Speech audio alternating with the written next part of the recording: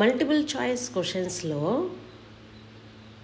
Elimination method ద్వారా ఎలా answer చేయాలో ఈ ఇంపార్టెంట్ బిట్స్లో ఒకసారి చూద్దాం.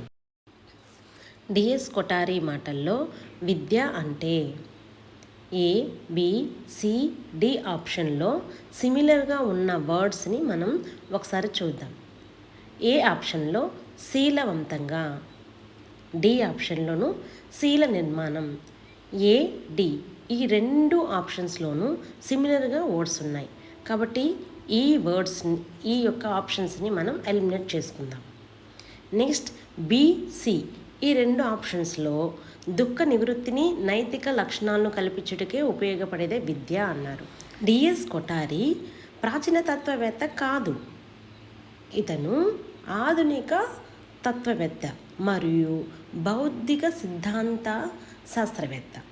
ఇతను కేవలం మనిషి యొక్క అవసరాలకు, ఆశయాలకు తగినట్లుగా విద్య ఉండాలి అని సూచించారు. బి ఆప్షన్లో నైతిక విలువలకు మాత్రమే ప్రాధాన్యత ఎక్కువగా ఇవ్వడం జరిగింది కాబట్టి C option is a correct. ప్రజల అవసరాలకు, ఆశయాలకు తగినట్లుగా ఉండేదే అసలైన విద్య. Next question. ఉపాధ్యాయుడు, విద్యార్థి ఒకే నాణ్యంలో ఉన్న బొమ్మ బొరుసుల వలె ఉన్న విద్యా విధానాన్ని రూపొందించిన శాస్త్రవేత్త. ఇక్కడ కూడా సిమిలర్గా ఉన్న వర్డ్స్ని సెలెక్ట్ చేసుకుందాం. John Dewey, John Adams, Jenner and ఆండ్రన్స్. ఇక్కడ సిమిలర్గా ఉన్న words John Dewey, John Adams. ఈ రెండింటిని ఆన్సర్గా సెలెక్ట్ చేసుకుందాం. జెనర్ అండ్ ఆండ్రన్స్ వీటన్నిటిని ఆప్షన్స్లో ఎలిమినేట్ చేద్దాం. ఎక్కువ శాతం ఇక్కడ లేదు, 50-50% ఉంది కాబట్టి ఈ ఏ, బి ఈ రెండు ఆప్షన్స్లో మనం కరెక్ట్ ఆప్షన్స్ని సెలెక్ట్ చేసుకోవాలి.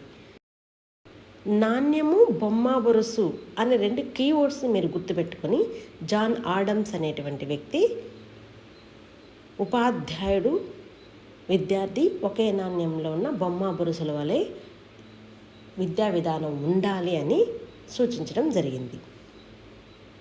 కాబట్టి ఆన్సర్ బి. విద్య అనే పదం విద్ అని ఏ భాష నుంచి వచ్చింది?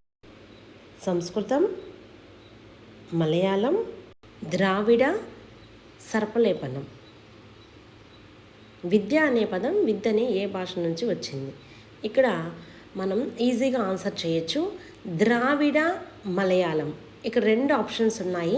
ఈ రెండు ఆప్షన్స్ని ఏ విధంగా ఎలిమినేట్ చేయాలో చూద్దాం. మలయాళం అనేది ద్రావిడ భాష నుంచి ఉద్భవించింది.